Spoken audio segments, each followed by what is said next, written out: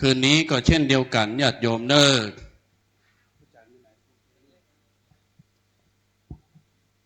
พ่ออาจารย์เจ้าหน้าที่เตรียมชนวนเนอที่ไหนมาแล้วเนาะตอนนี้ไปธรรมภาพเจริญปอนเจริญพระหลวงเลิศจันทร์ทุมาพระหลวงหมู่ที่ 4บ้านสันขยอมได้นอบน้อมจุดธูปเทียนบูชาพระรัตนตรัยเลิศปอนพระหลวงเข้าทางในเนอบูชาไฟไหว้พระจะได้บรรเลยบรรละในหน้าที่ของเจ้าพุทธญาติโยมศรัทธานาบุญหมู่เฮาทั้งหลายประนมมือเนอไหวกุลแห่งพระทรายรัตนผ่านแผ้วพระแก้วเจ้าตังสามภาการอันมีพระสัมมาสัมพุทธเจ้าเป็นเก้าเป็นประธานบัดนี้พระหลวงเลิศจันทร์กำลังจุดธูปเทียนบูชาพระรัตนตรัยเจิญญาติโยมน้อมกายน้อมใจสักการะบูชาโดยพร้อมเพียงกันเด้อเชิญทุกท่านกราบกราบกราบลำดับต่อไปจะเป็นการจุดธูปเทียนเครื่องทองน้อยเรียงร้อยบูชากุลของหลวงพ่อท่านพระครูโอภาสวิหารกิจอดีตเจ้าอาวาสวัดสันขยอมผู้พร้อมด้วยเมตตาผู้ประสานศรัทธาขึ้นมาเข้าวัดมากินมาทานจวบถึงปัจจุบันเจริญปอนท่านสท.ปิยกิจเตรียมอ้าย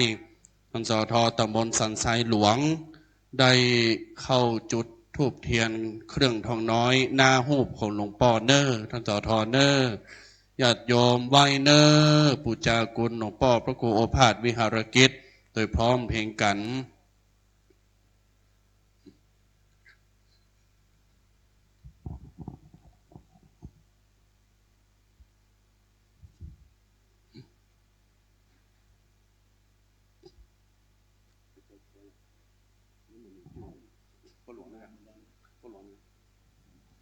ต่อไป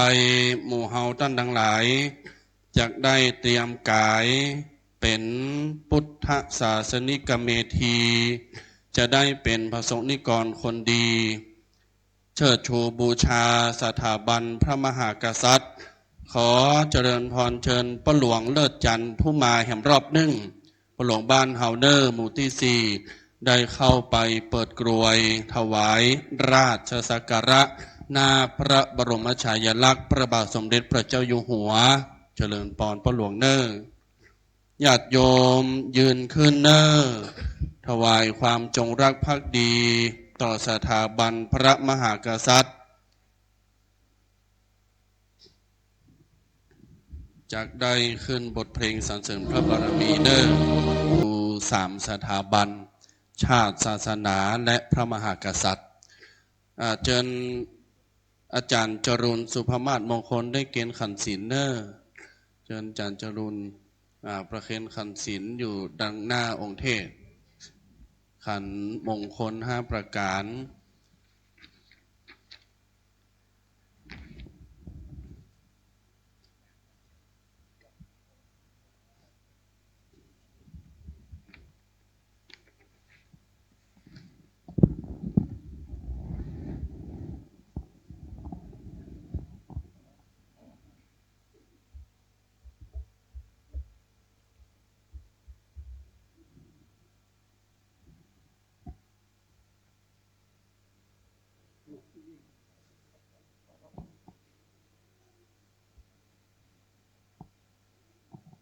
ครับลำดับนี้นะครับเรียนเชิญพุทธศาสนิกชนทุกคนทุกท่านนะครับ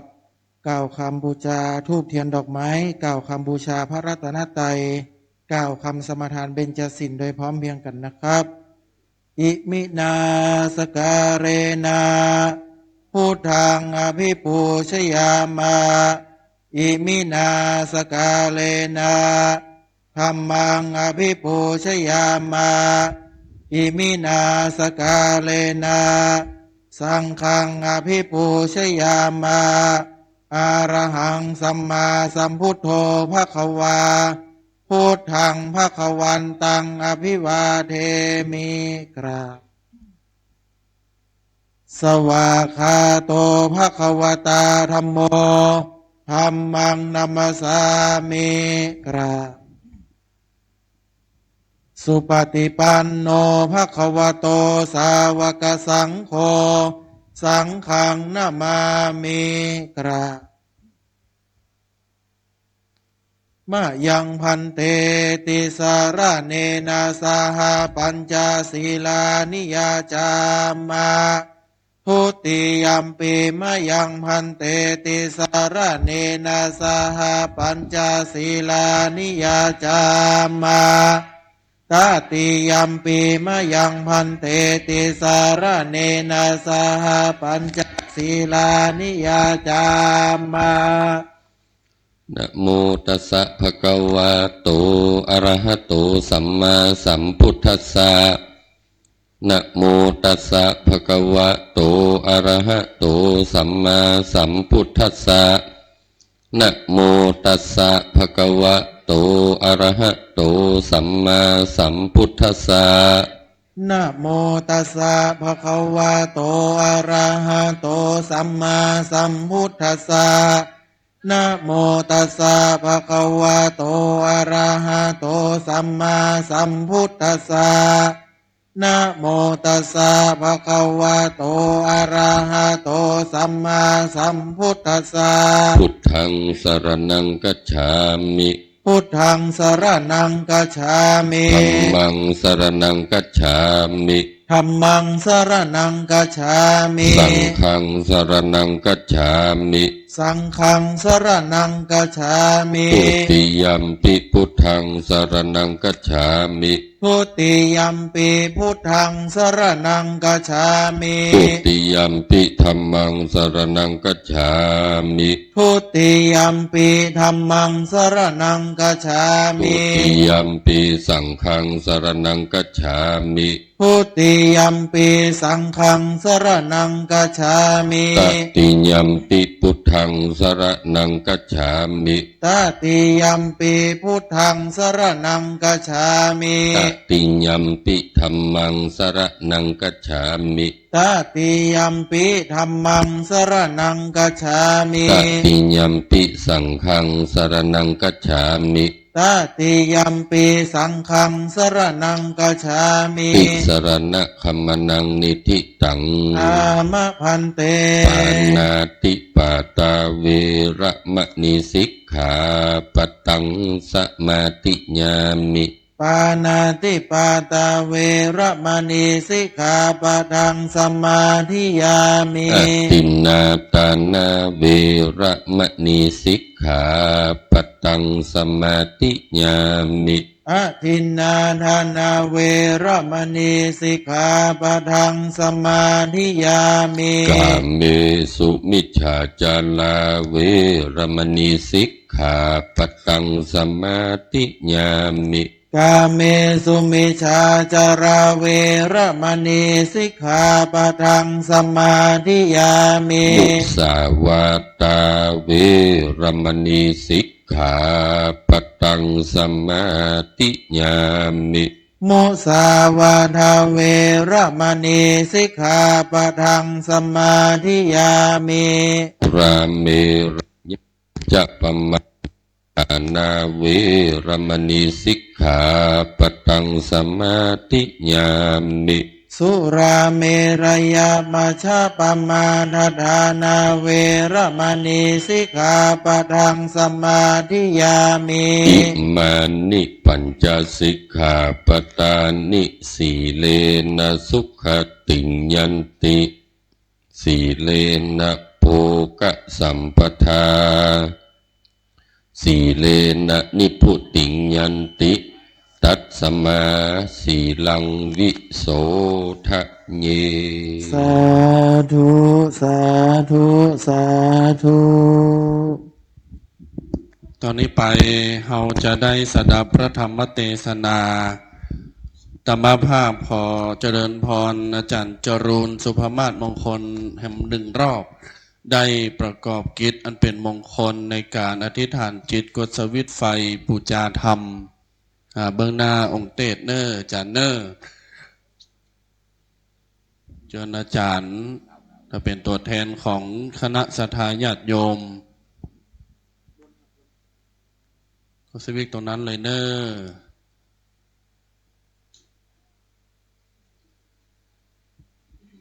พ่ออาจารย์จะได้รัตนาต่อไปเนอร์พมมาจะโลกาทิปติสหัมปติกัดอัญชรีอันทิวรังอาญาจทาสันติทาสตาคาราชาคาชาติกาเทเสตุธรรมังอนุกัมปิมังปะชัง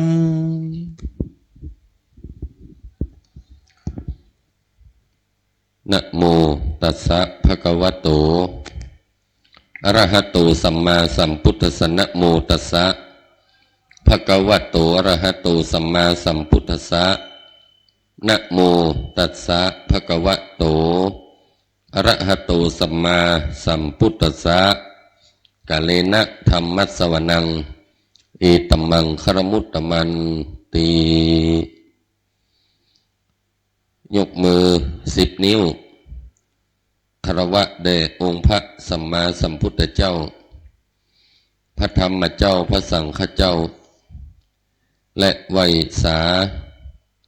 ตนไปในปัทมะเจ้าสมณะศรัทธาอันมีท่านพระครูสถิตธุราธรเจ้าวาดวัดสันขยอมพร้อมด้วยภิกษุสามเณรเจ้าที่ไหวทิสาจุตนจุองค์หัวเทงห้องไปนอกพี่น้องศรัทธาขลุอุปถากสันนิบาตตันเข้าจุหนุ่มเท่าใจยิงติ่งจองห้องวัดพี่น้องศรัทธาวัดสันขยอมพี่น้องศรัทธาหมู่ที่4บ้านสันขยอมเหนือบ้านทุ่งบ้านจัดสรรทุกหมู่บ้านทุกหลังคาเฮือนที่ได้ปากันมาร่วมในงานเข้ากำเนาะที่วัดสันขยอมโดยได้นิมนต์อาตมาภาพมาเป็นองค์เทศจากสำนักวัดม่อนสุวรรณคีรีมงคล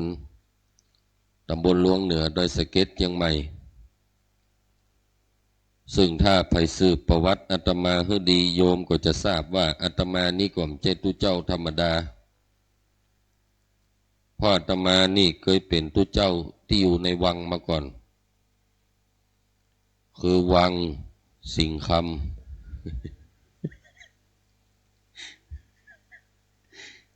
ตำบลประแดดอำเภอเมืองเชียงใหม่ปัจจุบันนี้กลับมาอยู่บ้านเกิดก็คืออำเภอดอยสะเก็ดอาตมาเป็นคนดอยสะเก็ดมาอยู่วัดม่อน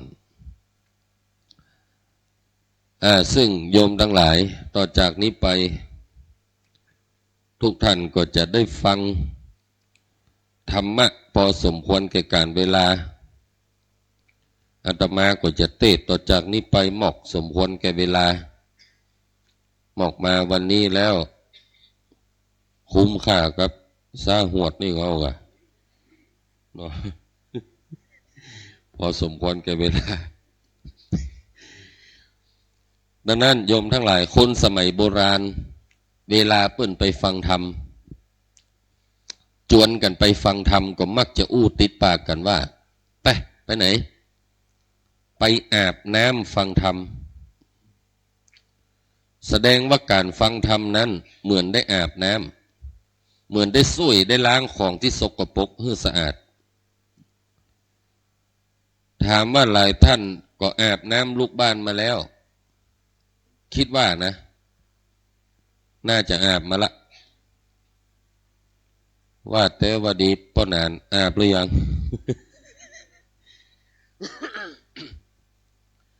บัดตอบแสดงว่าไม่ได้อาบ หลายท่านอาบน้ำลูกบ้านมาแล้วแต่ทำไมต้องมาอาบตอนฟังธรรมอีกรอบหนึ่งเพราะน้ำที่บ้านโยมทั้งหลายมีนั้นก็จะเหมือนน้ำในก๊อกในแก้วในขวดเนี่ย H2O เนี่ยน้ำแบบนี้ก็อาจจะสามารถล้างของสกปรกบางอย่างในชีวิตของเราออกได้อยู่ของสกปรกตั้งเหนือนั้นคนตั้งเหนือเขาเนี่ยภาคเหนือคนเมืองเขาเนี่ย ของสกปรกทุกอย่างเขาจะเอากรรมเนี่ยนำหน้ามันกู้กรรมหมายเอาไว้ว่ามันสกปรกกรรมนี้มันไม่ค่อยสุภาพต่อได้นะอยู่กันหลายเขากลมใครกล้าว่ามันไม่ค่อยสุภาพถ้าอยู่2 ต่อ 2อย่าว่าขี้นะอันนี้หลายมาได้เนอะมากล้าว่าขี้นี่นะ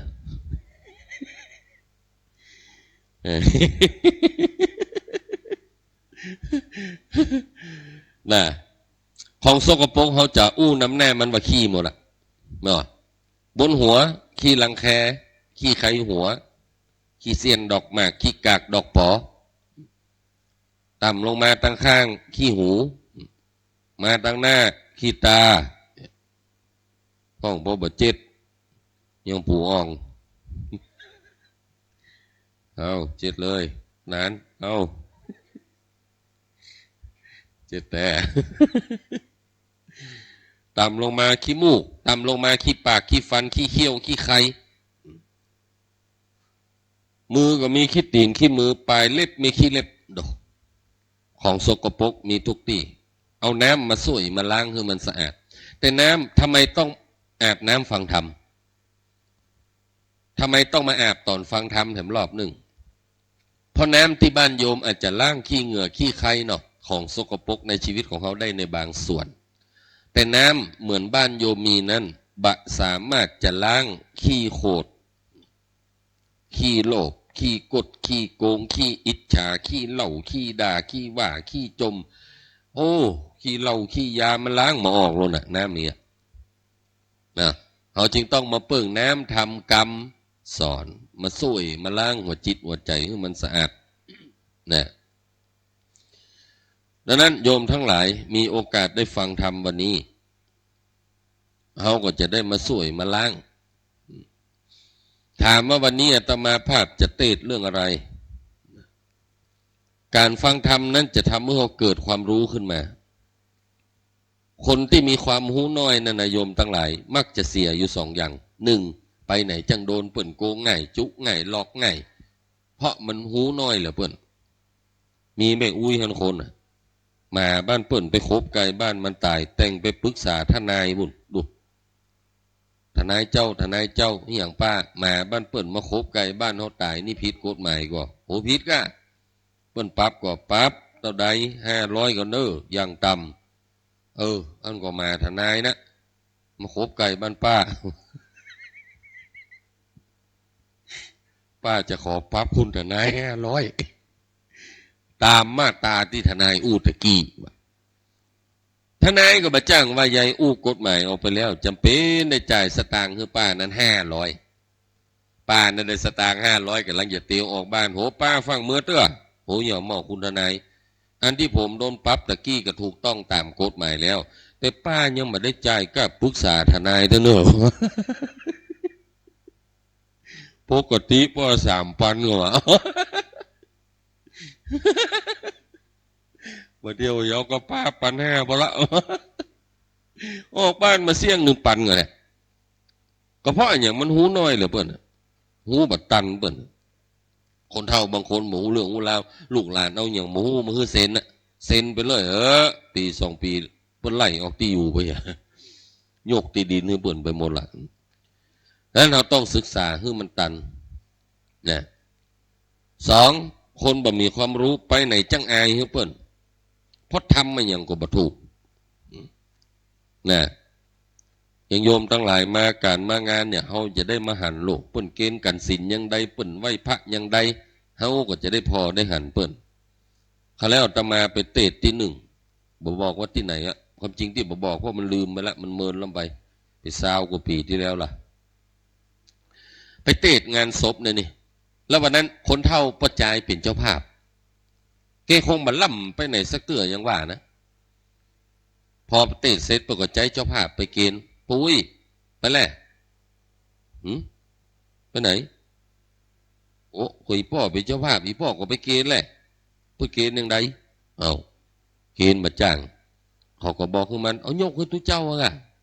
มาถึงก็ยกให้ทุกเจ้าแต่แม่ว่าพอเนี่ยอ๋อเอามันอ๋อมาเริ่มจ้างเงี้ยเขาบอกไม่เหรอ เรียบร้อยไปเหมือนกันละเนี่ยมันไม่ได้ศึกษา แล้วเราต้องศึกษามันมาพอเพิ่นเราจะได้ความรู้ขึ้นมาบรรนักกว่าน้อยวันนี้ถามว่าอาตมาภาพจะเทศเรื่องอะไรนะโยมทั้งหลายต่อจากนี้ไปอาตมาจะอู้ในเรื่องของศีลที่มันเป็นเชิงอัศจรรย์นะทุกโยมทั้งหลายได้ฟังเรื่องนี้บอกเคยเอาไปเทศที่ไหนเลยเนอะเพราะนั้นก็หายาอู้บะเดียวเนี่ยนี่เป็นครั้งที่ 4ความอัศจรรย์ของศีล 5เขาอาจจะหู้กันแค่ผิวเผินนะแต่ว่าเขาบอกหู้รายละเอียดวันนี้ทุกท่านจะได้ฟังเชิงลึกล่ะนะดังนั้นก่อนที่จะเทศขออนุญาตถามโยมทุกท่านเนาะหลังจากที่โยมทุกท่านมีประสบการณ์ชีวิตมานักล่ะเอาไว้สอนลูกสอนหลานต่อไปเนอะโยมนะอาตมาขออนุญาตถามโยมว่าสมมุติว่าเราจะมีลูกสักคนหนึ่งนะสมมุตินะอันนี้เอาไว้สอนรุ่นลูกรุ่นหลานพวกเนอะอีแม่ของบัตรตันละดูจากทรงหน้าทรงผมแล้วบัตรตันละแต่ว่าเอาไว้สอนลูกสอนหลานเป็นความรู้ต่อไปเอาไว้เตือนเขาก็ได้สมมุติว่าเราจะมีลูกสักคนหนึ่งเราจะเริ่มสอนให้ลูกเป็นคนดีเราต้องเริ่มตั้งแต่เมื่อไหร่นะโยมทุกท่านว่าถ้าเราสมมุติว่าเราจะมีลูกสักคนหนึ่งเนี้ยเอาไว้สอนลูกสอนหลานต่อไปเนี่ยเขาจะมีลูกสักคนหนึ่งเราจะเริ่มสอนให้ลูกเป็นคนดีเนี่ยต้องเริ่มสอนตั้งแต่เมื่อไหร่ต้องเริ่มทำตั้งแต่เมื่อไหร่นะตั้งแต่อยู่ในท้องโอ้ตั้งแต่อยู่ในท้องลูกปานาติปาตายาบางคนก็บอกว่าตั้งแต่มันหูคิงตั้งแต่มันหูเรื่องนี่ก็ว่าไปเนาะบางคนก็บอกตั้งแต่อยู่ในท้องแต่ถ้าโยมทั้งหลายดูวิธีการใช้ชีวิตแบบพระพุทธเจ้าเนี่ยเราอาจจะคิดมาถึงพระพุทธเจ้านะก่อนที่เราจะสอนให้ลูกเป็นคนดีนั้นพระพุทธเจ้าบอกเขาต้องเริ่มตั้งแต่เลือกคู่ครองละดูเลือกพ่อพิมพ์แม่พิมพ์ที่ดีละเอาอย่าเลือกอย่างใดพุทธเจ้าบอกว่าให้เอาศีลไปกรองคนคนนั้นก่อน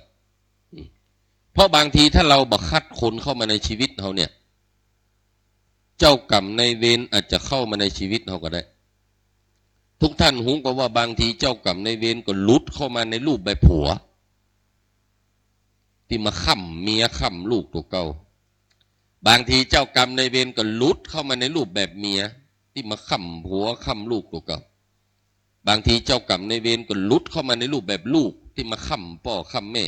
พอมาได้รับได้นอนน้ำตาเปียกหมอนปตบปเสียงกินข้าวตัวให้ไปตัวบางทีเจ้ากรรมในเวรก็มาในรูปแบบญาติพี่น้องพิษกันยังก็มีลู่ตีดินตีหน้ากันยังได้ก็มีบางทีเจ้ากรรมในเวรก็เข้ามาในรูปแบบเปื่อนติจวนเขาไปกินเหล้าจนเขาไปแอวติ๊กติ๊กเพราะบ่มีเวลาพัฒนาชีวิตให้เจริญเนาะเอารถไปกุ่นไปลงด้วยกันวะเงี้ยดังนั้นเจ้ากรรมในเวรนั้นจึงมาหลากหลายรูปแบบโยมทั้งหลายวิธีการคัดคนนั้นให้เอาศีลไปกรองคนนั้นก่อนพระพุทธเจ้าบอกอย่างศีลข้อแรกปานาติปาตาเขาอาจจะแปลว่าห้ามฆ่าสัตว์แต่ความจริงแล้วถ้าเราแปลให้มันกว้างนะการฆ่าการบุบการตีการเบียดเบียนทั้งหมดก็คือความรุนแรงเอาศีลข้อแรกไปกรองก่อนมันจะเข้ามาเป็นผัวเป็นเมียเขาเนี่ยมันมีความรุนแรงระดับใดเวลามันโมโหขึ้นมาเนี่ยมันรุนแรงสูงสุดถึงระดับใดเช็คก่อนเพราะถ้าโยมมาเช็คความรุนแรงเนี่ยนะเกิดมันลุดเข้ามาเป็นผัวเป็นเมียเขามันก็จะใช้ความรุนแรงที่มันมีอยู่ที่มันย่ามเนี่ยอย่างนั้นน่ะเข้ามาบุบมาตีลูกเขาเมียเขาทางก็โยมทั้งหลายเอาศีลไปกองก่อนแล้วเจ้ากรรมในเวรก็จะลุดเข้ามาเป็นผัวเป็นเมียเขามาได้เพราะอำนาจของศีลดูมาธรรมดานะทุกท่านลองเอาไปใจมาเนอะใช่มาตันแล้วก็มันมีไปแล้วบอกไว้สอนลูกสอนหลานต่อไปเนาะเขารู้จักคุณของกุลของศีลเนี่ยก่อนเนาะว่ามันมีประโยชน์มากมายมหาศาลนะความรุนแรงนั้นเราสามารถหลีกเลี่ยงได้เล่าให้โยมฟังเรื่องหนึ่งนะมันมีผัวเมียกู้หนึ่งนะแล้วมันมีลูก2 คนเนี่ย เป็นพ่อใจถึงสองวันหนึ่งเมียมันหูว่าผัวก็หิวข้าวลูกก็หิวข้าวปิกเข้าบ้านมาก็หิวข้าวกันหมดเนาะก็เลยรู้ว่าทุกคนหิวข้าวก็เลยฟั่งทอดปลาทูเสียวันนั้นปลาทูไหม้ไปหน่อยบันน้อยสักกรรมอะคือมีที่ข่าวเลยพอมาวางกลางวงข้าวอะลูก2 คนหันก่อนนะนั่งอู้กันน้องดูแม่ทอดปลาทูไหม้มาวางกลางวงข้าวแบบเนี้ยเดี๋ยวพ่อเข้ามาเห็นนี่นะอีแม่นี่โดนสั่งสอนเนี่ยแรงเนี่ยพอเนอะศอกอัปคัดเข่าหุกมวยกู้เอกสดออกช่อง7-4มาเนี่ยสกรรมป่อมันเข้ามาหันปลาทูไหม้โอ้โหปลาทูไหม้ โอ้ยอร่อยจริงๆอร่อยจริงๆอ่ะ ไม่รู้ได้ไงพ่อชอบปลาทูไหม้ กินไปใกล้หัวไปกินไปหัวเราะไปกินไปใกล้หัวไปยิ้มแย้มแจ่มใสไปสักกรรมเข้าไปอาบน้ำเข้าไปรับจบมันอยู่ที่เราจะเลือกพูดหรือไม่เห็นไหมลูก2 คนยังมาแล้วใจแต่นะสดเข้าไปในห้องนอนอีพ่ออยู่อ่ะพ่อนี่อย่างลูกพ่อมักปลาทูไหม้แต่อีพ่อยังมาตบสั่งสอนนี่แม่สักคำข้างบ้านนี่เป็นทะเลาะกันแล้วพ่อได้โอกาสก็เลยสอนลูกจงฟังคำสอนของพ่อกันนะลูกนะอนาคตถ้าลูกนี้ครอบครัวปลาทูเนี่ยลูกมันไม่ได้ทำให้เราทะเลาะกันหรอกลูก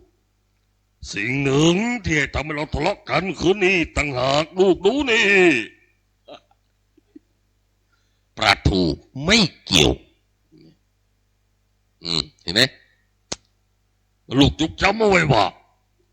จำอะไรครับปลาทูตัวหนึ่งมีค่าแค่30 บาทลูกจงอย่ายอมให้ปลาทูตัวนั้นมาทำลายความรักและความอบอุ่นในครอบครัวของเราได้ซึ่งมันมีค่ามากกว่าปลาทูเห็นไหมคัดคนดีๆก่อนมันมีความรุนแรงไหมเห็นไหมพ่อใจแบบเนี้ยควรเอาละเป็นผัวได้ละเพราะอย่างความรุนแรงมันบ่มีมันฉลาดในการบริหารความโกรธตัวเองศีลข้อแรกเห็นไหมเอาไปกรองก่อนนะศีลข้อ 2เอาเรื่องทรัพย์ไปกรองก่อนจะแต่งงานกับมันก่อนจะอยู่กับมันเนี่ยเอาศีลข้อ 2ไปกรองก่อนเอาสตางค์เอาผลประโยชน์มาวางส่องหน้ามันหรอกความคิดมันเปลี่ยนไหมมันจะหันเงินแล้วความคิดเปลี่ยนละหันผลประโยชน์ความคิดเปลี่ยนใจบ่ได้เอาศีลข้อ 2ไปกรองก่อนแล้วโยมจะได้คนที่มีคุณภาพมาอยู่กับเราดอกหันก่อนพอถ้าโยมเกิดได้คนที่ขี้ลักขี้โกงเงินหันทรัพย์สมบัติหันเงินหน้าดำหันคำหน้าเศร้าความโลภรุนแรงเนี่ยเกิดมันลุดเข้ามาเป็นผัวเป็นเมียเขามันก็จะกลายเป็นเจ้ากรรมนายเวรมาค้ำเงินค้ำทองเขาเห็นไหมศีลข้อ 3มันฮักเดียวใจเดียวก็เอาคนที่รอเหรอเขาเนาะงามเหรอเขาไปนั่งอู้กับมันรอใจมันเปลี่ยนง่ายก็เอาศีลข้อ 3ไปกองก่อนมันมั่นคงในความรักแค่ไหนเอาศีลข้อ 3ไปใจไปกรองและโยมก็จะได้คนที่มีคุณภาพมั่นคงในความรักมาอยู่กับเราดกไม่ธรรมดานะนี่ขนาดห้องบอกเคยมีกับปุ่นกับเตือเขายังหูบวชมาเมื่อน้อยล่ะเต้าบ่เดียวเป็นเบาเคินเต้าบ่เดียวแล้วเนี่ยมันนานหูเรื่องนี่ศีลข้อ 3เอาไปใจมันจะเกิดประโยชน์ใช่ไหมศีลข้อ 4มุสาวาทากรรมอู้มันเป็นอย่างไรเวลามันจุไผ่เนี่ยเลิกสุดจุได้เลิกหมอกใดยังพอเวลามันรุนแรงขึ้นมากำปากมันด่าแรงสุดแหงถึงหมอกใดไปจามพ่อยก่อนเพราะถ้าโยมวัดคำพูดเนาะเอาศีลไปวัดคำพูดคนคนนั้นไปคัดกรองคำพูดคนคนนั้นได้มาเป็นผัวเป็นเมียสุมาเด้อลงไปเรียบร้อย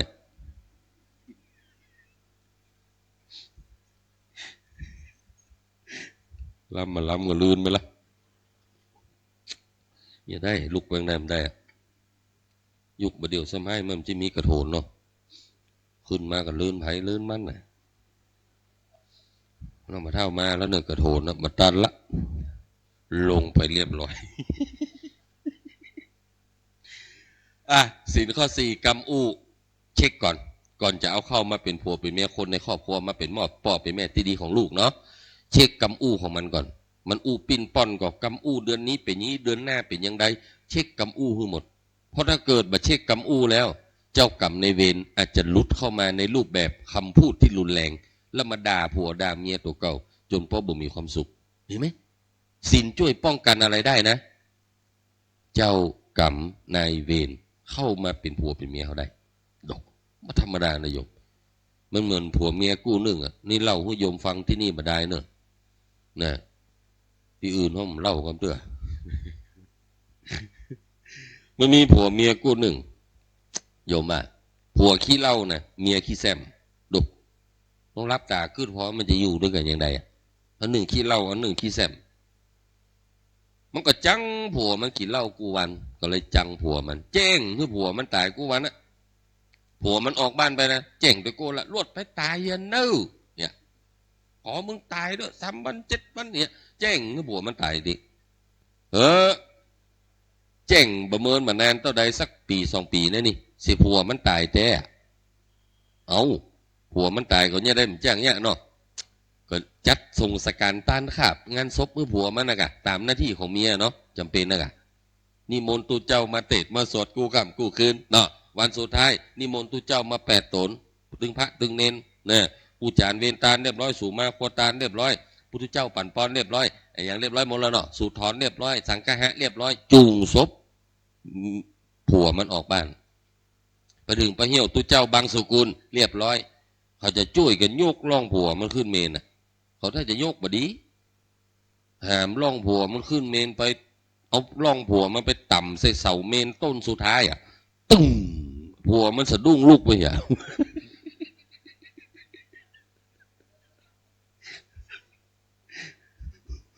มาถ่ายสักคำฟื้นมาอยู่ด้วยกันอย่างเก่า เจ้ากรรมในเวรน่ะมันน้อมตายเลยอ่ะปิกมาอยู่ด้วยกันอย่างเก่าปิกมาอยู่ด้วยกันได้สัก4-5 เดือนเนี่ยนี่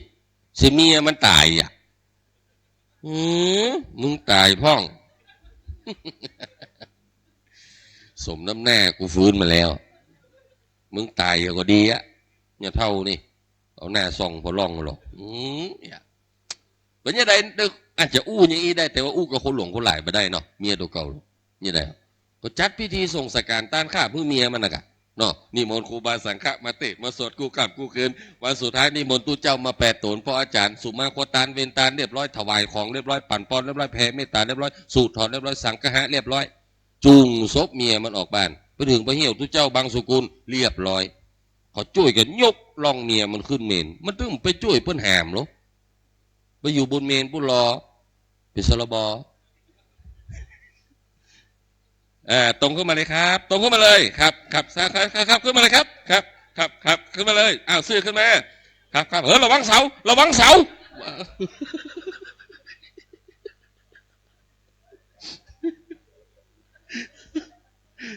ขัวเมียมันฝืน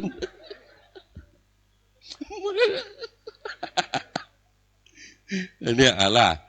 เป็นเจ้ากรรมนายเวรกันนะฮังกอบักคัดนะไปเลยนะ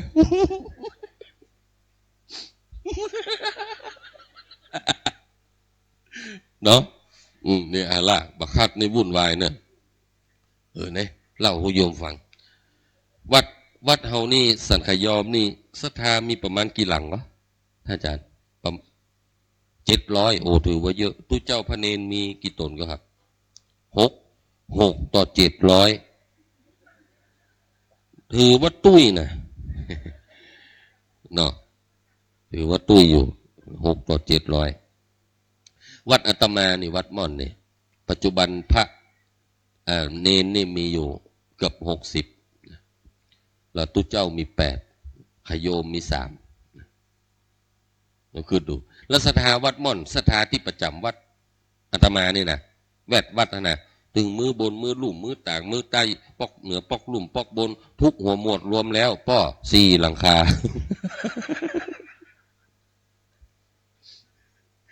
4 หลังคาต่อ60คือดู ภาระหน้าที่ต้องเลี้ยงดูวันหนึ่งทำอาหาร2-3 ปันนะนี่ประหยัดสุดแล้วนะเพราะกินแค่มื้อเดียวก็เลยประหยัดและทีนี้วัดม่อนนี่เวลามีงานมันก็แปลกนะวัดอาตมาเนี่ยวันศีลใหญ่ศีลหลวงเดือนดับเดือนเพ็งเนี่ยโอ้โหคนมันลุกเลยมา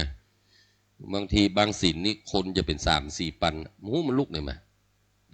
แล้วเวลาสังเกตนะเวลาเขามากินมาตาเนี่ยนะเขาจะมาตึงลูกตึงผัวตึงเมียเนาะมาหมดอ่ะแล้วเวลามาถึงวัดหมู่พ่อใจก็จะไปจุกับหมู่พ่อใจที่เขารู้จักกันหมู่ไม่ยิงมาถึงเขาก็จะไปจุกับหมู่ไม่ยิงด่าขอบด่าครัวด่าเข้าเนี่ยกินกันเนี่ยเขาก็จะไปจุกันคนตีคนตั้งละอ่อนก็จะไปอยู่กับหมู่ละอ่อนเล่นกันล่นกันตามในวัดทีนี้หมู่พ่อใจกลุ่มหนึ่งมันมาจุกันอาตมาหันละแล้วจุที่ไหนบะจุนะมาจุปืนโฮงเขาฮะเขาก็เลยอยู่บนโฮงลักฟังมาพ่อใจเวลามันมาเจอกันมันอู้เรื่องอย่างกันนะเขาก็ลักฟังมีพ่อใจ6 คนเนี่ยนั่งอู้กันปืนกุฏิเขาก็ลักฟังบนกุฏิมันโมโหหรือว่าเขาฟังเขาก็แค่อยากรู้ปัญหาเจ้าบ้านไงมึงก็เพราะเขาก็อยู่ในวัดมึงก็เราลักฟังพอปรากฏว่าหัวข้อที่เขาเอามาประชุมกันวันนั้นน่ะก็คือเรื่องเมียตัวเก่า เปิดประชุมละพ่อใจคนแรก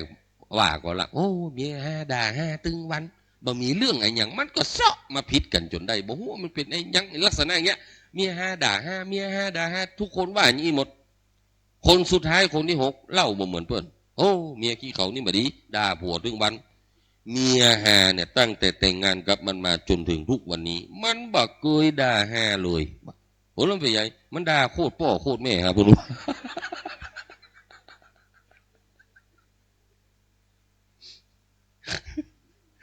พามากันเหลือเปิ่นนึกว่าจะดีเนี่ยล่ะถ้าเราไม่คัดวาจาของคนเนี่ยเขาก็จะได้คนที่บ่มีคุณภาพทางวาจามาอยู่กับเขาใช่ไหมแล้วทำมือครอบครัวเดือดร้อนบ่มีความสุขเจ้ากรรมในเวรก็ถือโอกาสนี่แหละหลุดลอดเข้ามาเป็นผัวเป็นเมียเขาดังนั้นศีลเนี่ยโยมต้องมีนะมีตั้งแต่หนุ่มแต่น้อยล่ะนะศีลข้อ5มันกินเหล้ากินยาก่อยเพราะบักคัดมันเข้ามาเป็นผัวขี้เหล้าเมียขี้เหล้าเนี่ยใดครอบครัวนั้นจะเป็นอย่างเกิดอะไรอย่างขึ้นใช่ไหมโยมก็น่าจะมองเห็นภาพอยู่นะดังนั้นโยมทุกท่านเฮาเอาศีลไปใจให้เกิดประโยชน์นะแล้วเฮาก็จะได้คนที่มีคุณภาพเข้ามาเป็นผัวเป็นเมียเฮาทีนี้แม้แต่กระทั่งเปื้อนเฮายังต้องคัดเลยเนาะเปื้อนก็ยังต้องเอาศีลไปกรองมันก่อนนะเพราะถ้าโยมไม่คัดคนเนี่ยเกิดได้คนที่บ่มีคุณภาพมาเป็นเปื้อนเนี่ยเราตามเพื่อนผิดชีวิตอาจจะเปลี่ยนไปอยู่ใกล้คนปากบดีเดียวเผลอเดี๋ยวตัวเก่าก็จะปากบดีตัวมันมันเล่าเรื่องกันอย่างมาเขาบ่มีเรื่องเล่าเนอะก็น้อยหน้ามันเนาะต้องเสาะเรื่องมันเล่าตัวมันเนี่ยก็เสียคนไปตัวมันเสียศีลไปตัวนั้นโยมอยู่ใกล้คนบ่มีศีลโยมก็จะเสียศีลเนี่ยเสียคุณค่าของปากไปหน้าที่จะอู้ม่วนกลายเป็นคนปากบดีตัวเขาไปไรเนี่ยโยมว่าเพราะบางทีเราไปตามคนผิดชีวิตอาจจะเปลี่ยนทุกท่านว่าตามอาตมาเนอะว่าตามนะใครว่าดังบอกใดขอให้รวยเท่านั้นใครได้ยินแล้วบอกว่างวดหน้าถ้ามันแตงขอให้มัน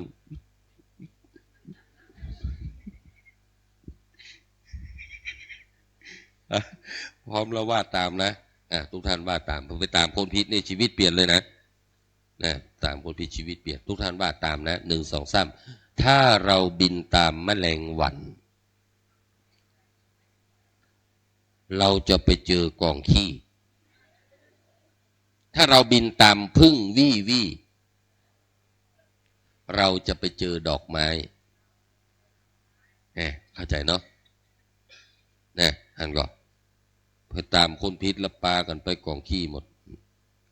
ไปตีมันบดิบบดีนะดังนั้นหันก็ว่าศีลต้องเอาไปคัดไปกรองเอาไว้ใจให้เกิดประโยชน์สูงสุดและโยมทั้งหลายลองสังเกตว่าช่วงที่เราถ้าเราได้คนที่มีคุณภาพเข้ามาเป็นผัวเป็นเมียเป็นเพื่อนเป็นญาติเราแล้วนะช่วงที่เราได้คนที่มีคุณภาพเข้ามาแล้วเราได้อยู่ใกล้เขา พระพุทธเจ้าบอกว่าการที่ได้อยู่ใกล้คนที่มีศีลน่ะเหมือนเฮาไปอยู่ปื้นเก้าไม้ที่มันมีใบมันเย็นมันก็เฮาไปได้อยู่ร่วมกินแล้วร่วมอยู่ร่วมเป็นเพื่อนกับคนที่บ่มีศีลเหมือนเฮาได้ไปเปิ้งห่มไม้ที่มันบ่มีใบมันฮ้อนลงไปอยู่แหละที่ใบร่วงหมดลงไปลบอยู่ปื้นมันนั่นแหละฮ้อนไม่จะตายเนาะดังนั้นการที่เฮาได้อยู่ใกล้คนมีศีลนั้นจึงเป็นอย่างที่ดีมากจะไปไก่ศีลไก่ธรรมไก่วัดไก่ว่านะเพราะถ้าเราไก่วัดไก่ว่าแล้วเราจะเอาความคิดตัวเก่าเป็นใหญ่กูไปเชื่ออย่างสักอย่างเอากูเชื่อตัวเก่าเหมือนเราอ่อนประเดี๋ยวเนาะเชื่อตัวเก่าเชื่อได้หมอกใดขออนุญาตถามเฮาจุตัวเก่าตั้งเมื่อน้อยหรอจอมออมสินตั้งบนนะมันเมื่อขวดตั้งหลุมนะมันไปเชื่อได้ที่ไหนตัวเก่าจุตัวเก่าเขาเชื่อตัวเก่าบ่จะได้เพราะความคิดของเรายังมีกิเลสอยู่เขาจึงเชื่อตัวเก่าบ่ได้โยมมือถือศีล 5ว่ามันไปถือได้ยังไงมันเชื่อตัวเก่ามันนะดังนั้นเขาจึงเชื่อตัวเก่าบ่จะได้ทั้งหมดเพราะเขายังบ่จะบริสุทธิ์เดี๋ยวความโกรธก็ปาเขากึดไปเดี๋ยวความโลภก็ปาเขากึดไปเดี๋ยวความหลงก็ปาเขากึดไปมันไปเชื่อตัวเก่าได้ที่ไหนมันก็ดังนั้นเขาจึงต้องมาปึ้งหลักธรรมเนี่ยเป็นหลักก่อนเพราะมันถูกกว่าใจเขากึดไป มันถูกที่สุดมันถูกกว่าเนี่ยมันแม่นกว่าดีกว่าเขาจึงต้องมาเชื่อน้ำธรรมคำสอนเนี่ยเป็นอันดับแรกก่อนเนี่ยจึงเชื่อตัวเก่ามาได้เนี่ยโยมทั้งหลายลองพอแล้วหมู่ขี้เล่าเหมือนกันเชื่อฮะก้ามันเชื่อได้ก่อกำอู้เนี่ยโยมมีคนมาอู้โยมกินไปเชื่อฮะก้าตัวดีเลยนะอู้เนี่ยลองเชื่อมันก็เดือดร้อนแต่น่ะเชื่อฮะก้าบ่ได้นะเชื่อบ่ได้ต้องเชื่อพระพุทธเจ้าน่ะถึงจะล่มจะเย็นเชื่อคนอื่นก็บ่ได้เชื่อตัวเก่าก็บ่ได้เชื่อคนอื่นที่บ่มีศีลบ่มีธรรมก็เชื่อบ่ได้เพราะเขาก็มีกิเลสอยู่มันจึงเชื่อบ่ได้ใจมันยังสกปรกอยู่มันเชื่อบ่ได้ต้องเชื่อน้ำธรรมคำสอนพุทธเจ้าเป็นหลักนะคนเฮาเอาใจตัวเก่าว่านี่ตึงบ่ได้โยมแม่เคยหันต้นกอกำแพงหมู่นี่ก็ดินกีศาลาที่มันก่อซื่อเนี่ยมันบ่ใจเชื่อใจตัวเก่านะมันก็มันเชื่ออย่างอ่ะมันเห็นซื่อเนี่ยเชื่อคุณหันก็มันต้องมีเชือกขึงเอาไว้หรอกแล้วก่อไปแต่เชือกขนาดมันซื่อเรามันเชื่อตัวเก่าว่าหาเก่งเนี่ยเนาะลองก่อไปว่าศาลาที่ไหนก็จ้างฝีมือดีมั่งใดก็จังถ้ามันมีเจือกมันมีระดับน้ำนะลองใจมันก่อกุดลงงงมันถึงเหมือนใจคนเฮามันจะซื่อหรอกเชื่อไปได้ต้องเปิ่งรักมันนะมือเขาขีดไปมันก็เป็นเจซื่อเขาต้องไปเปิ่งไม่มันทัดปุ๊บเพราะมันมีหลักการของมันอยู่เขาต้องเชื่อหลักการก่อนมันถึงจะซื่อถึงจะงามนะดังนั้นโยมทั้งหลายเหมือนเขาเขียนกิ้วเขียนเนี่ยก็จ้างอะบางคนเพิ่งมีพิมพ์เนาะเราไปเขียนคนเดียวไปซื่อเลยนะกิ้วข้างหนึ่งสูงกิ้วข้างหนึ่งต่ำเนี่ยมันต้องมีอย่างมาตรฐานสักอย่างมาวัดมัน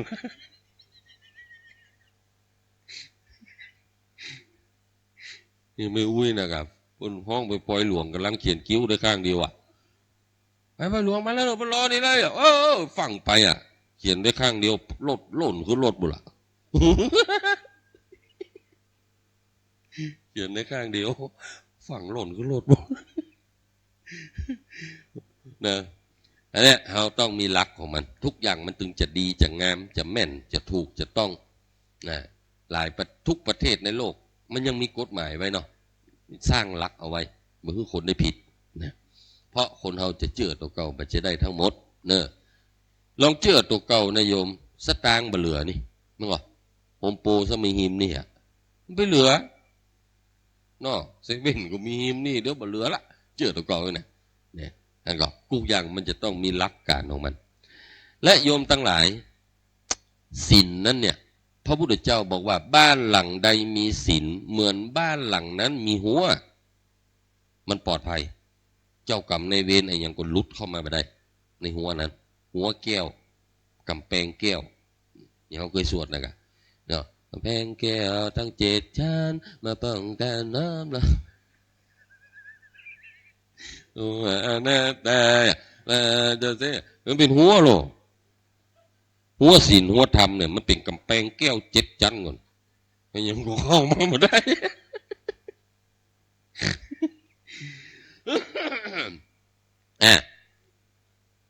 และบ้านหลังใดบ่มีศีลบ่มีธรรมเหมือนบ้านหลังนั้นบ่มีหัวภัยเข้าได้เข้าออกได้ง่ายเห็นไหมเนี่ยโยมสมมุติว่าเราเป็นคนบ่กินเหล้าเนาะเราบ่กินนะคนที่กินเหล้าจะเข้ามาบ้านเราไหมน้อยมากเกือบจะบ่มาเลยเพราะมันบ่เคยชวนเขาไปไหนแล้วเขาก็บ่ดึงบ่ไปมันก็ดึงบ่มาดังนั้นศีลก็จะช่วยผลักคนที่ไม่มีคุณภาพออกไปจากชีวิตเราเองโดยธรรมชาติอยู่ละเขาเป็นคนบ่ชอบเหล้าควรเปิ้นและอีนั้นมันชอบเหล้าแล้วมันเหล้าอย่างที่เราฟังแล้วเขาบ่ชอบไปเหล้าอย่างอันเนาะเขาก็มาให้บดีเฮียบ่ต่อมันนี่นะเดี๋ยวมันก็จะบ่ม่วนมันเหล้าบ่ม่วนละเดี๋ยวมันก็จะบ่เล่าให้เขาฟังกันละมันก็จะไปเปลี่ยนคนเหล้าต่อไปศีลก็จะช่วยผลักคนที่บ่มีคุณภาพที่ปากบ่ดีออกไปจากชีวิตเขาเองเห็นไหมถ้าเรามีศีลนะมันจะป้องกันคนบ่มีคุณภาพมาอยู่ใกล้เขามันกันเพศกันภัยไว้หมดโยมว่าศีลเนี่ยและโยมช่วงที่เรามีศีลนั้นนะโยมเคยได้ยินเพิ่นทำประกันชีวิตประกันรถยนต์อย่างเงี้ยมั้งกับแม่เนาะความจริงถ้าเรามีศีลครบอยู่นั้นเราก็ได้ประกันอยู่แล้วถึง5 อย่างหลายท่านก็ชอบไปทำประกันชีวิตกับบริษัทอะไรอย่างมั่วแต่ว่าอันนี้เป็นประกันของพุทธบริษัทถ้าโยมมีศีล5ปุ๊บเนี่ยคนในบ้านในเมืองมีศีล5เนี่ยเขาจะได้ประกันกันอยู่ในตัวอยู่ละอย่างศีลข้อแรกเราบ่นิยมการเบียดเบียนกันเนาะบ่ทำให้คนอื่นเดือดร้อนเนี่ยบ่บุกบ่ตีบ่ฆ่าบ่ฟันบ่เบียดเบียนกันอันนี้คือประกันชีวิตเขาได้กันทุกคนอยู่ละถ้าเขามีศีลข้อ2บ่ลักบ่โกงของกันบ่นิยมการลักกันโกงเขาก็จะได้สังคมเขาก็จะได้ประกันทรัพย์สินอยู่ในตัวอยู่ละเห็นไหมศีลข้อ3ช่วงที่เขาบ่นิยมการนอกอกนอกใจกันนี่คือประกันครอบครัวมั่นคงศีลข้อ4ช่วงที่เขาบ่นิยมกันจุกันหลอกกันว่าด่าว่ากันบ่จุบ่หลอกภัยเขาก็มีประกันเครดิตความเชื่อถือยังก็ศักดิ์สิทธิ์ข้อ5เขาบ่กินเหล้ากินยาเสพติดของมึนเมาเขาก็ได้ประกันสุขภาพครบอยู่ในตัวทั้งหมดละเห็นไหมศีลมันเป็นอย่างที่มันลงตัวของมันอยู่ละโยมทั้งหลายจ้างใจมันเถอะแล้วมันจะเกิดประโยชน์นะคนมีศีลนั้นเหมือนหินแช่น้ำคนบ่มีศีลเหมือนหินตากแดดศีลเนี่ยโดยศัพท์แล้วแปลว่าความเป็นปกติศีลแปลว่าความเย็นก็ได้แปลว่าความสุขก็ได้แปลว่าความงามก็ได้ทุกท่านเคยได้ยินคำว่าศิลปะใช่ไหมมันก็ศัพท์เดียวกันนั่นแหละศิลปะก็คือความงามศีลแปลว่างามก็ได้ศีลแปลว่าหอมก็ได้ทุกเจ้าบางตนก็ชื่อว่าคันทะสีโลผู้มีศีลอันหอมเนี่ยศีลมันแปลว่าหอมก็ได้โยมตั้งหลายศีลนี่ถ้าไผ่มีแล้วมันหอมแต่ว่าหลายคนขยะคือตัวเก่าหอมก็ป้ากันเอาน้ำหอมมาใส่หัวจะลดเท้าฉีดเข้าไปจากน้ำหอมจากต่างประเทศซ้ำโยมถ้าเราใส่น้ำหอมที่ดีที่สุดแล้วไม่อาบน้ำเลยจะหอมสูงสุดได้ประมาณสักกี่วันพ่อหนานเป็นตัวแทนศรัทธาสันขยอมทั้งหมดตอบสักกี่วันประมาณผ่าข้อตอนเดียวแสดงว่าพิสูจน์มาแล้วเอาความจริงมาล้อเล่นน้ำหอมยี่ห้อที่ดีที่สุดใส่แล้วมาอาบน้ำผ่าข้อตอนก็หายหอมแล้วแต่โยมทั้งหลายลองดูคนมีศีลนี่หอมมืนนะอาตมาจะอู้ชื่อคนคนหนึ่งทุกท่านตึงหู้จักมาฟังให้ดีนะ1 2 3ครูบาศรีวิจัยตายไปกี่ปีเลยป่ะหอมเต้าบะเดียวครูบาบุญจุ่มอยู่แถวพ่อแม่บุญหอมมาแถวบ้านเนาะพี่คนมีศีลนี่หอมนะหอมไก่หอมเมิน ไผมีศีลแล้วจะเป็นคนงามเมียมีศีลเมียก็งามต่อผัวผัวมีศีลผัวก็รอต่อเมียเชื่อกะนี่คือความงามที่แท้จริงของมนุษย์คือการมีศีลเนี่ยเป็นความงามที่แท้จริงของมนุษย์ทาลิปสติกจัดงามเนี่ยความงามของปากที่แท้จริงคือคำพูดบัดใจเครื่องประดับที่เป็นลิปสติกหรืออย่างเหล่านั้นนะทาลิปสติกจัดงามผัวเข้าบ้านมาเอาละเนี่ยเบ่มเบ่มเบ่มเบ่มเบ่มเบ่มเบ่มเบ่มเบ่มไก่วอกจัดหมาขำมาบ่เข้าเล่าเลือดก็เล่าบ่โอ้ไก่ที่ไหนกี่เล่าเอาแหละงอมใส่เมียมาละปั๊บปั๊บปั๊บปั๊บตาไม่ยิงบางคนป้อมมีวันข่าวเลยเขียวตลอดเวลาโดนผัวซ้อมเห็นไหมถ้าเราบ่มีศีลปากนั่นก็ตึงบางงามถึงจะตกแต่งด้วยเครื่องสำอางหรือเอาเขี้ยวคำมาใส่ก็อย่างถ้าอู้บ่ม่วนก็ตึงบางงามคนปากบ่ดีนะเพราะนั้นห้ามมือมันไปเยี่ยมคนไข้เนอะคนปากดีไปเยี่ยมแต่ไปตึงจ้างอู้เนาะปากมีศิลปะหรอกคือความงามศีลแปลว่าความงามคือคำพูดเป็นคำพูดที่งดงามขึ้นเหือนไปไปตึงจ้างอู้เนาะคนอู้เก่งนี่นะโอ้ยแม่สบายดีแล้วกันเนี่ยเดี๋ยวก็หายแล้วเนื้อเด้อสดชื่นขึ้นมาจัดนักกี่ข้าวลำแล้วนี่หันก็เดี๋ยวก็หายแล้วหมอไม่ได้พูดกิ่งยาดีเนาะเหมือนก็หายแล้วแม่เปิ้นเป็นกันยี่เปิ้นหายกันหมดละเนี่ยคนไข้ได้ยินอย่างอี้หายไปเกิงล่ะห้องปากบดีขึ้นเฮือนไปเอาล่ะเฮ้ยเอานิ่งใดนะวะตีนเย็นจิตสงสัยบะปูนคืนนี้แล้ว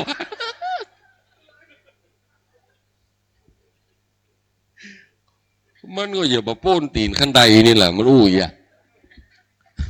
มันมีศิลปะในการพูดความงามมันบ่มีนั้นคนมีศีลนี้จะเป็นคนงามคนหอมคนงามนะแล้วโยมลองสังเกตดูว่าเขี้ยวอาตมาก็บันได้งามนะเพราะว่ากินมากมาเป็น20 ปีแล้วเนาะเนี่ยเขี้ยวดำแต่ก็แปลกถึงเขี้ยวอาตมางามปากอาตมาจะบางงามแต่เขาก่อนนี่มนปากนี่ไปอู้กูคืนแสดงว่าสาระและความงามของปากที่แท้จริงคือคำพูดเนาะบอกกล้าไม่กล้าที่มันขายโคได้ก็เพราะมันอู้ม่วนเนี่ยห้องอู้ใบม่วนนะเนาะเปิดมายังบัดตันได้ซื้อครัวอย่างเตื้อนั่งขายครัวโลกปุ่นเตียวไปมาเปิดยังบัดตันได้ซื้อครัวอย่างเตื้อตีถุงเสี้ยวท่าละเปิดยังบัดได้เอาอย่างเตื้อแล้วเปิดเตียวกายไปบัดซื้อนี่บอกจัดมาซื้อไปซื้อมันไม่ได้ขายฟังขายเตื้อบะเขือน่ะตักเปิดอย่างก่อนกันเนาะโอ้วันนี้ตัวใส่เสื้อจัดงามเนี่ยโอ้เปิงกับชุดเปิงกับตัวไปเลยโอ้ชุดนี่งามไปซื้อที่ไหนมาเนี่ยสักวันไปซื้อใส่เหมือนตัวนี่จะได้งามเหมือนตัวนี่แต่กาเปิงงามแต่กาเดี๋ยวช่วงที่มันอุกกับเขาเดี๋ยวมันก็กำมะเขือแล้วหรอกสับแกนเนี่ยได้ขายละจุมันอู้ไปเหรอกันอันนี้คือลักษณะศิลปะคนปากมีศีลอู้ม่วนจาหวานนะผัวเข้าบ้านมาแล้วคนใดปากมีศีลนะผัวเข้าบ้านมาแล้วต้องทำให้ผัวรู้สึก3 อย่างนี่ใครทำให้ผัวรู้สึก3 อย่างนี้ได้บ้านหลังนั้นจะเย็น1ผัวกลับเข้าบ้านมาแล้วต้องให้ผัวรู้สึกว่ากลับมาแล้วมีความรู้สึกว่าได้พักผ่อน2กลับเข้าบ้านมาแล้วผัวจะต้องรู้สึกว่ากลับมาแล้วหายเหนื่อยเข้าใจยังไงมันจะอยากปิกบ้านกู้วันนะถ้ามันปิกมาแล้วมันรู้สึกว่ามันหายเหนื่อยผัวเข้าบ้านมาห้ามถามเรื่องหนึ่งเด็ดขาดห้ามถามสตางค์มีไหน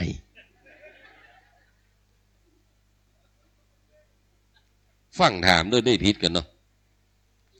แล้วควรจะถามอะไรผัวเข้าบ้านมาโอ้ป้อมันวันนี้บรรยากาศที่ปุ้นฮ้อนก็ป้อฝนตกก็วันนี้ไปพ่องอิดก็ป้ออยากกินข้าวหรือยังไม่ได้แม่ทำอาหารถามสารทุกซุกดิบไปก่อนนี่เดี๋ยวมันนึงโจ๊กคือคนเดียวเนี่ยขนาดเขาบอกเคยมีเนาะยังหูนะฮะ โยมมีกันแล้วก็ฮู้กันเห็นไหมศิลปะในการพูดผัวเข้าบ้านมารู้สึกว่าหายเหนื่อยและได้พักผ่อนและสามผัวปิ๊กเข้าบ้านมาแล้วต้องทำให้ผัวรู้สึกว่าปลอดภัยถ้าใครทำได้สามอย่างนี้ครอบครัวนั้นจะปัญหาลดลงมากเลยจริงๆอะไรที่ผัวเขาเข้าบ้านมาแล้วรู้สึกว่าปลอดภัยบางคนปิ๊กเข้าบ้านมารู้สึกบ่ปลอดภัย มันก็บ่อยากเมื่อบ้านเนาะมันก็แว่ดำล้านเลยเนี่ยศิลปะนี่เขาต้องมีศิลป์นะไอ้อย่างก็ดีไปหมดนะไอ้อย่างก็ดีไปหมดนั้นศิลป์นี่ถ้าใครมีแล้วจะเป็นคนงามตัวเนอะเป็นคนหอมตัวไปในตัวหอมตัวงามตัวนะเรื่องหลวงปู่แหวนเนาะแม่เขาจำได้อยู่เนาะแล้วถามว่าหลวงปู่แหวนเนี่ยโยมพอในรูปปั้นหรือในรูปหลวงปู่แหวนรอวะในรูปไม่งามที่ไหนในหูหลวงปู่แหวนคอเงียงลังงังเขายังถามเล่นกันอยู่ภายมีหลวงปู่แหวนรุ่นคอตั้งคอยซื้อ10 ล้านมันบ่มีของแท้ต้องเงียงทุกรุ่น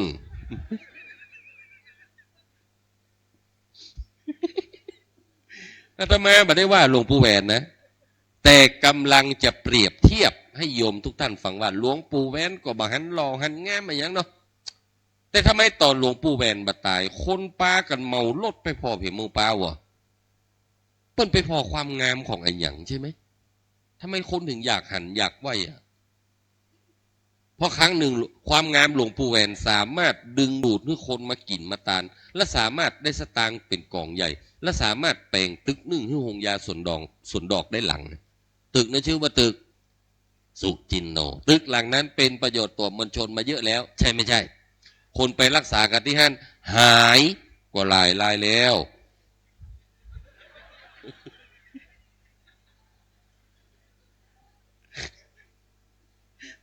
ตายก็หลายแต่มันก็เป็นประโยชน์อะความงามของเปิ้นดึงดูดคนได้เห็นไหมคนมีศีลนี่ตึงงามถึงจะเท่ากว่างามนะพอตู้เจ้าอะไรตนเล่งเท่าเล่งงามเมื่อหนุ่มๆมีให้มาไหวเนาะพอเท่ามาปุ๊บโอ้มีก็คนเข้ามาหามาไหวเล่งเท่าก็เล่งงามตู้เจ้าเนี่ยนะเมื่อมันหนุ่มนี่มันก็จะได้ ลงบวชไปเมื่อเล่งเท่านั้นเล่งเป็นครูบาไปดีๆเลยเนาะงามไปดีๆอ่ะนะแม่คนมีศีลนี่จะทำมือเฮางามเนอะนะหลายคนขยาคือตัวเก่างามมั้งก็ป้ากันไปแต่งหัวจะลดเท้าผมขาวย้อมดำผมดำย้อมแดงนะกิ้วตามลงมา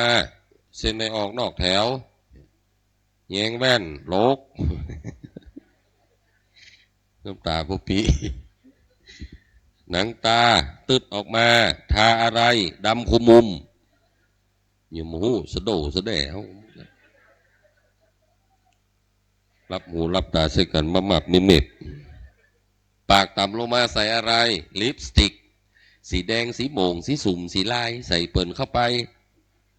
แล้วหมูทารีบนายโยมทั้งหลายสังเกตก็กินเข้ามันเฮาบ่ได้นะหีบน้ำแกงพดผัดบ่ได้หรอกกินยังเป็นตุกเป็นหยักตักแกงเขาใส่จ้อเราบ่ยูคนในปากว่าพอไปพอมาอย่างรถไม่โขล่มอ่ะดำเข้าไปอ่ะเนาะขอยื่นออกตัวมาใส่กำไลนิ้วมือยื่นออกไปมือมาปากันใส่แหวนพ่องกลัวเปิ้นมาหันแหวนเลยแกแต่งเอามือเก่ากลางโยมสมมุติหัวจรดเท้าของเราประดับด้วยแก้วแหวนเงินทองอัญมณีเครื่องสำอางจากเกาหลีเต็มตัวไปหมดมีแต่ของมีค่าเต็มตัวไปหมดเนี่ยแต่วันนั้นเราไปยืนหน้าบ้านคนที่จังเฮาจะงามอยู่ว่าเคยว่าได้อีวอกมายืนอย่างนี้ไผ่นั่นเหรอเพชรพลอยที่ใส่เต็มตัวมาวันนั้นถือว่าโมฆะเห็นไหมเพราะบ่มีศีลปุ๊บถึงมางามนะดังนั้นโยมทั้งหลายเพื่อเป็นคนมีศีลเนอะเราจะเป็นคนที่งามแต่ปากที่งามที่สุดบัจเจประดับด้วยเครื่องสำอางใดๆแต่ปากที่งามที่สุดคือปากที่อู้ออกไปแล้วเย็นอู้แล้วเพื่อทางออกแก่คนอื่นอู้ออกไปแล้วทำให้คนอื่นหายเหนื่อยมีทางออกปนตุกอู้เป็นนักเตอะและปากคนนั้นจะงาม มือที่งามที่สุดบัจจิมือที่ใส่เพชรใส่พลอยมือที่งามที่สุดในโลกคือมือที่เอื้อมไปช่วยเหลือคนอื่นตีนที่งามที่สุดในโลกบัจจิตีนที่ใส่รองเท้าเป็นเกือบหนังเกือบยังบะเกี้ยวตีนที่งามที่สุดคือตีนที่เดินไปช่วยเหลือคนอื่นเนาะเหมือนตีนในหลวงเขาเราเก้าเขาที่เปิ้นได้สู่สวรรคาลัยไป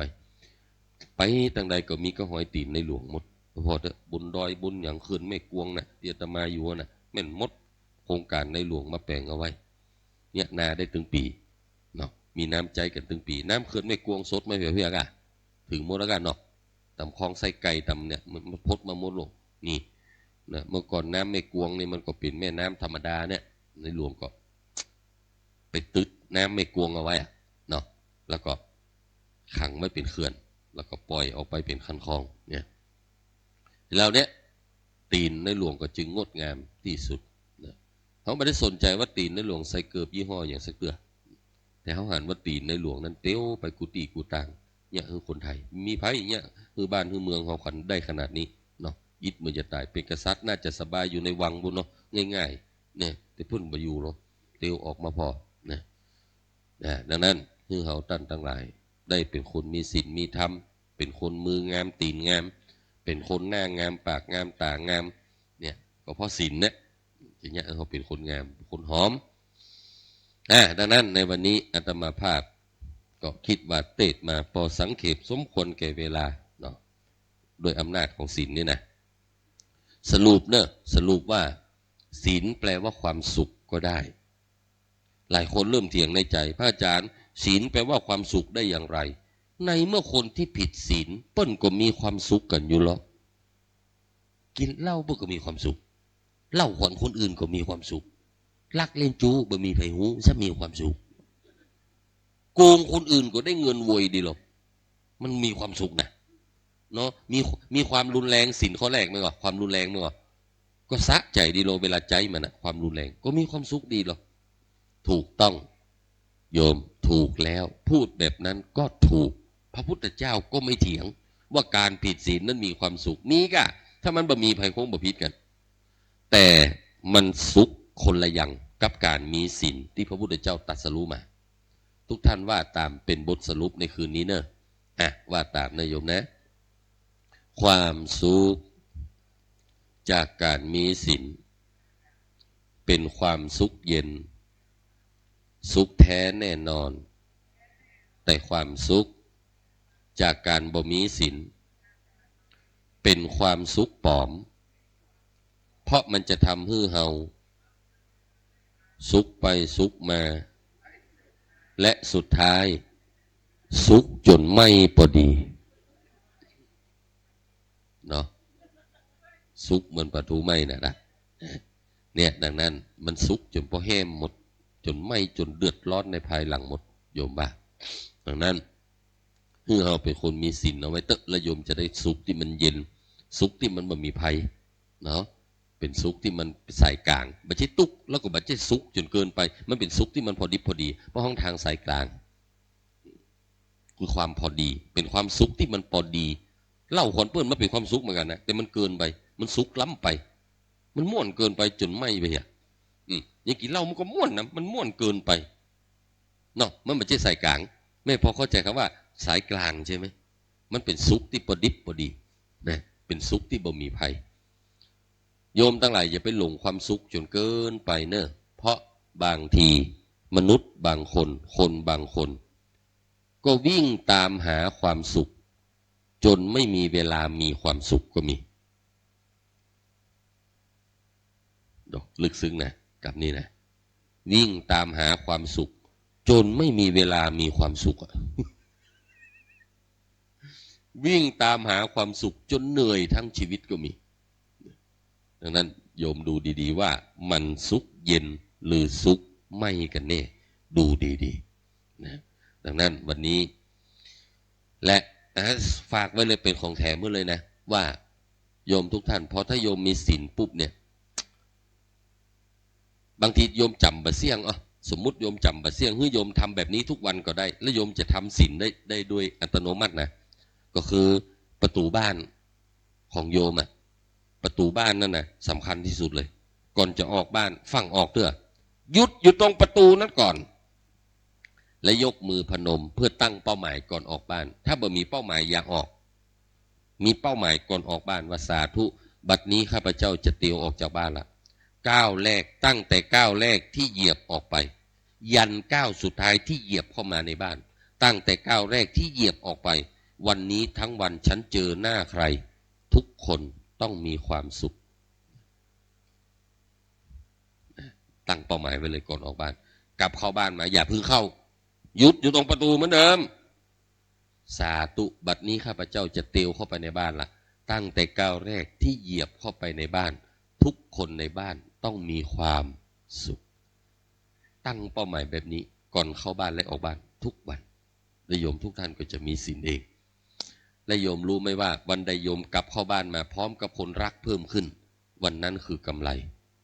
วันใดออกบ้านไปเล่าขนเปิ้นได้ศัตรูกลับมาด้วยวันนั้นคือขาดทุนใช่ไหมเพราะคนฮักเขาหายไปคนหนึ่งละไปเล่าบนคนฮักเขาก็หายไปคนละใช่ไหมคนจะปิกมาช่วยเขาก็หายไปทั้งคนแล้วหรอกกูจำอยู่เนอะอีนี้เล่าขนกูเนี่ยเนาะบางทีบางอย่างก็ฮื้ออภัยกันเนี้ยข้างบ้านเราเนี่ยส่งเข้าส่งน้ำมือกันกินพ่องจะไปละไปลืมหิดเก่าห้อยหลังเนาะข้างบ้านกันนี่นะเอาเข้าเอาหน้ามือกันกินยืนเข้ายืนพักมือกันกินศีลมันจะได้ครบมันจะได้จุ่มได้เย็นนะข้างบ้านกันบางทีก็ฮื้ออภัยกันเนี้ยมาถ้าปั๊บทำไมกันนะละอ่อนข้างบ้านมาเล่นบ้านเฮาเอาครัวบ้านเฮาแตกมาได้เรียกละอ่อนมันจะแย่มปั๊บ300เอาถังน้ำกูแตกข้างบ้านกันนี่บัดได้ใหม่สตางค์กันอยู่300เอามาเนี่ยมึงก็เป็นพี่เป็นน้องกันมันแปลงหรือนั่นก่อนปึ่งกันได้นักหรือ300นั่นก่อนกึดดีๆเลยพิษกันเนี่ยเมื่อมันนานมันป่วยตัวไม่เอามันบอกไปเนี่ยมันพอแล้วมันใหม่กูถึง300มือหมูเลยดูอะไร300บัดได้ตึ้มไปเยี่ยมมันซ้ำเนาะเมื่อภัยกันเนอะอยู่ด้วยกันมีศีลมีธรรมอยู่กันจุ่มๆเย็นๆอย่างเงี้ยนั้นวันนี้ก็ขออนุโมทนาแด่ทุกท่านทุกคนแล้วก็ท่องเป็นบทสุดท้ายแถมกรรมว่าตามนโยมเนอะมีมิตร100 คนน้อยไปมีศัตรู1 คนมากไปมีมิตร100 คนน้อยไปมีศัตรู1 คนมากไปเอาว่าพร้อมกัน1 2 3มีมิตร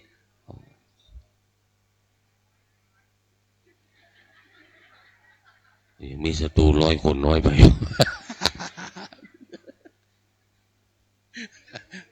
อย่างก็มีมิตร100 คน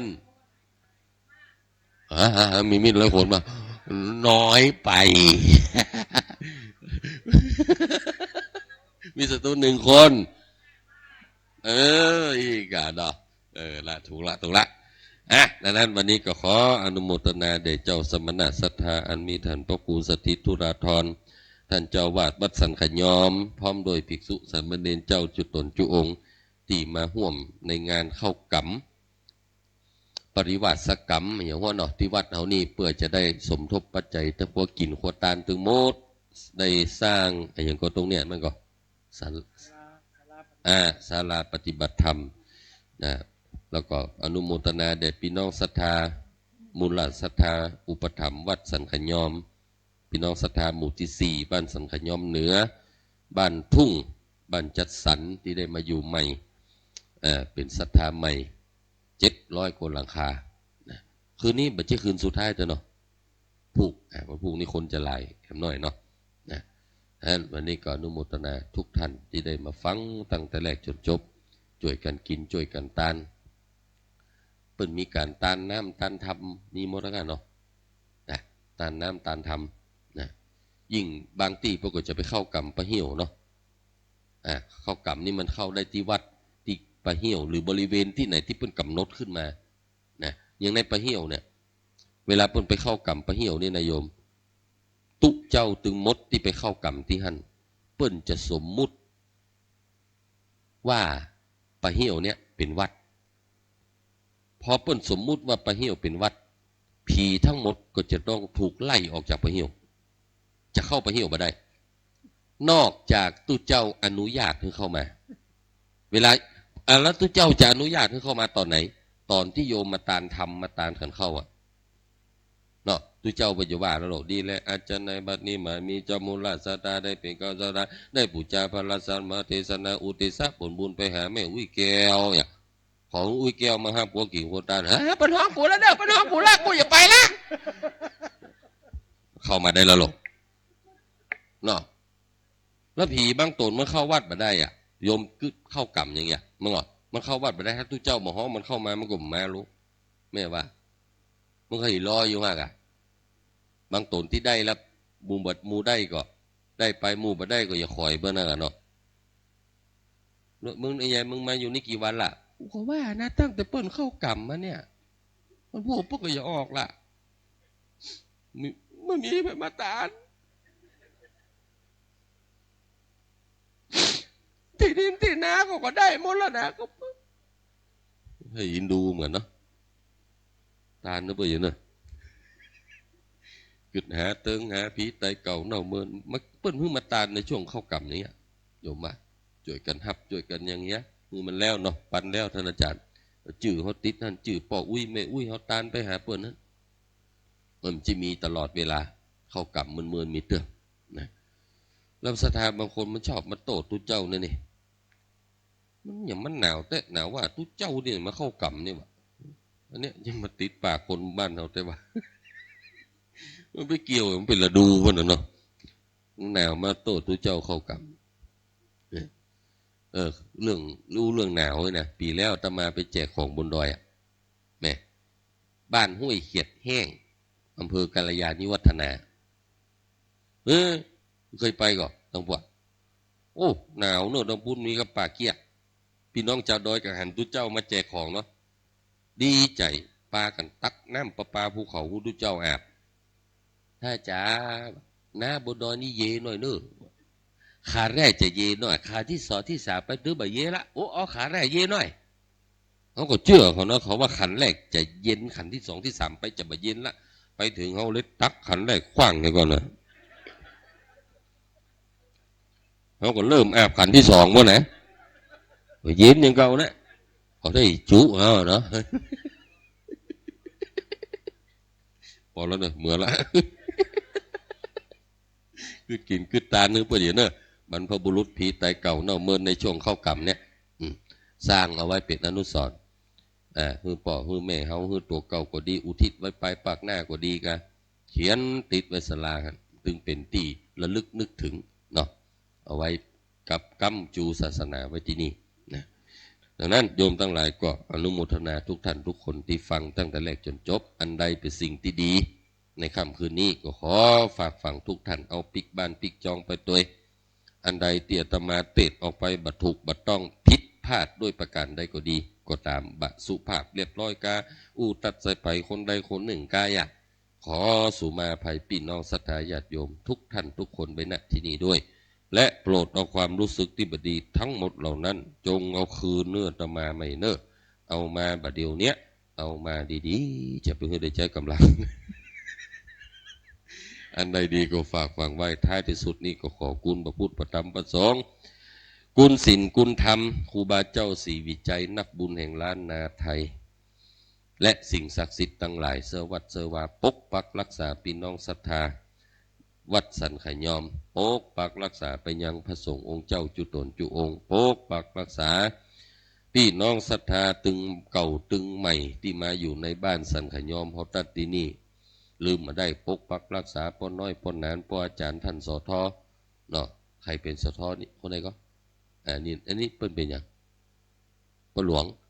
ปกปักรักษาป้อหลวงด้วยเนาะผู้ช่วยตัวอย่างตัวมดนะและที่ลืมมาได้เลยนะก็ขอ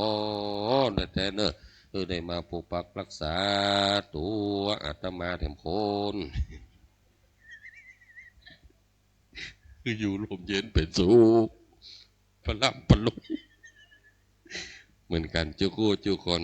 อายุวันโนสุขขังพลังสาธุสาธุสาธุญาติโยมก็จะหายแค่รับแล้วเนาะผู้จ้าแห่งการแห่งรอบเนาะ โดยรวมแล้วท่านอาจารย์ดนัยได้สรุปเทศนาว่าศีลทรงทำให้สูงศีลจะปรุงทำให้เฮาสวยศีลจะจ้อยทำให้เฮารวยศีลจะจ้อยทำให้เฮารอดนี่คือบทสรุปของศีลวันนี้นับเป็นวันอันพิเศษยิ่งญาติโยมได้เข้าใจของความหมายคำว่าศีลเวลาห้าศีลห้าข้ออาจจะว่าตามบาลีว่าตามทุเจ้าตามปุจจารวันนี้เป็นบทสรุปและความหมายว่าศีลรักษาแล้วได้อะหยังรักษาแล้วไผ่จะได้เกิดอย่างขึ้นดังนั้นญาติโยมสถานนี่คือปัญญาของความหมายเนอที่ใจคำว่าศีลตีตันทั้งหลายครับตอนนี้ไปจะได้ประเคนถวายเครื่องทายธรรมกันพระพุทธและกันเทศในค่ำคืนที่3คืนวันนี้กันพระพุทธธรรมภาพขอเจริญปอนเจิญคุณกฤษณาพิงขยังกุลได้เข้าไปเกณฑ์สังฆทานกันพระพุทธที่หน้าโต๊ะหมู่ตังในพระลำเนอโยมแม่เนอโยมแม่กฤษณาพิงขยังกุล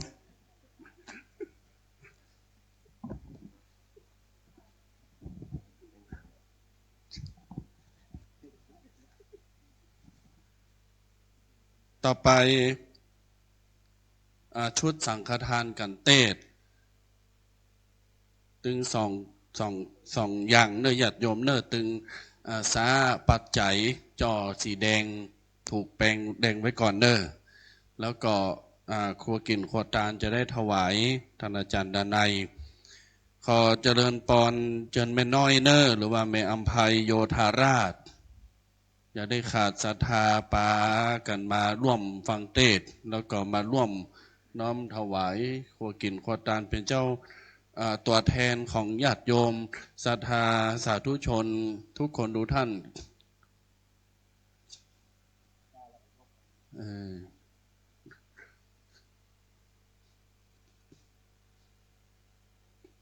เป็นการปูจาประธรรมเทศนาค่ำคืนวันนี้ชาตุอนุโมทนาเนอต่อไปเจริญปอนเจิญพ่อหลวงเนอพ่อหลวงบ้านเฮาเนอช่วยกันยกมาท่านสอทอก็ช่วยเนอพ่อหลวงเลิศจันทุมาแล้วก็ท่านสอทอปิยกิจช่วยกันเนอทั้งสองท่านประคองมาเนอผู้ช่วยตัวเนอศรัทธาญาติโยมมาหมดเลยเนาะพี่น้องศรัทธาหมู่สี่มาหมดเลยมาช่วยกันเกณฑ์หมดเลยเนอพ่อหลวงว่าเอาตัวแทนเอาเนาะแม่เนาะเป็นยังแม่